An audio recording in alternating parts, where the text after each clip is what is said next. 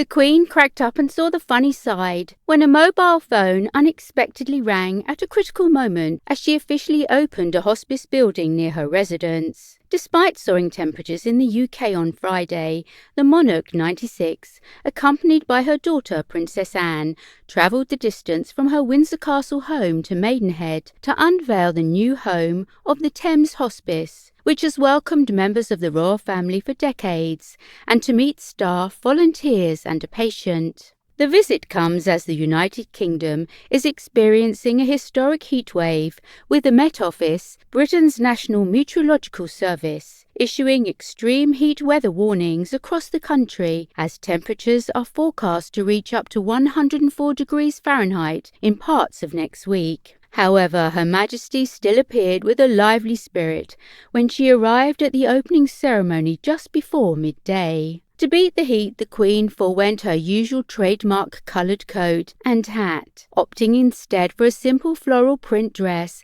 and black accessories, including her trusted black patent leather handbag. The monarch also wore a diamond aquamarine brooch, which has belonged to her mother, and a 3-strand heirloom pearl necklace. Meanwhile, Anne, 71, looked as elegant as ever in a striped yellow dress. As a mobility aid, the Queen appeared at the engagement using a long walking stick with a polished handle, which was presented to her as an official Platinum Jubilee gift on behalf of the British Army.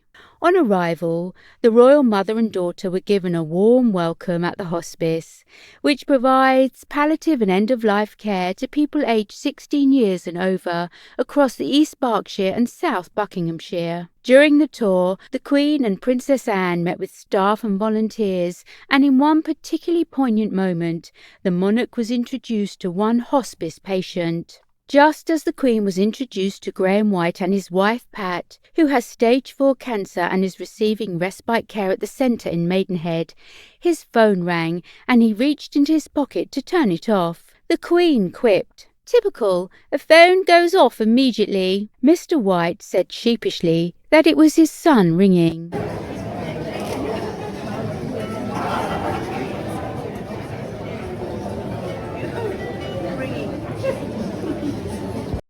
Mrs. White sat as she chatted to the Queen, and afterwards the 63-year-old described the encounter as very emotional, adding, "This is a memory I will treasure."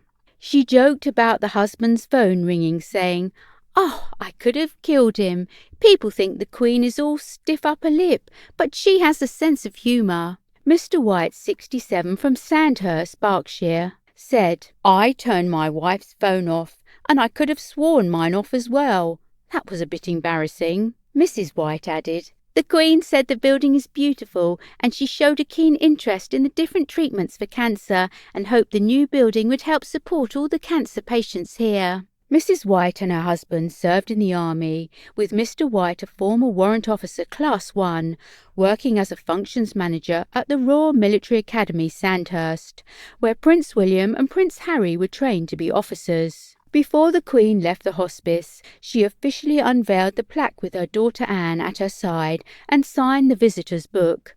After that, Anne stayed to visit more hospice patients in the 20-bed inpatient department. The hospice, which has been running for more than 30 years, provides nursing, medical and therapeutic care to support the physical, social and emotional needs of patients and their loved ones. Their services are free of charge, relying on generous donations as well as the time and effort of 700 volunteers. Since its founding, the hospice has been providing palliative and end-of-life care and support to people across East Berkshire and South Buckinghamshire, and the new 22 million largest state-of-the-art facility means the centre can care for twice as many patients.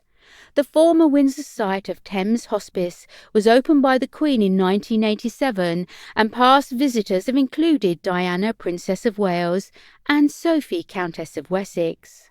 Now, sited beside a picturesque lake surrounded by trees in nearby Maidenhead, the hospice's new building features an open-plan reception with an airy atrium, a cafe and a shop. Debbie Raven, the hospice's chief executive, said, To know the royal family, and especially the Queen, are interested and are looking out for us means so much, not just to us, but to our patients. Sarah Williams-Kelly, a former nurse, who is now a volunteer at the hospice, chatted to the Queen and said afterwards, "She saw how lovely the building is and asked me about my role looking after patients and relatives."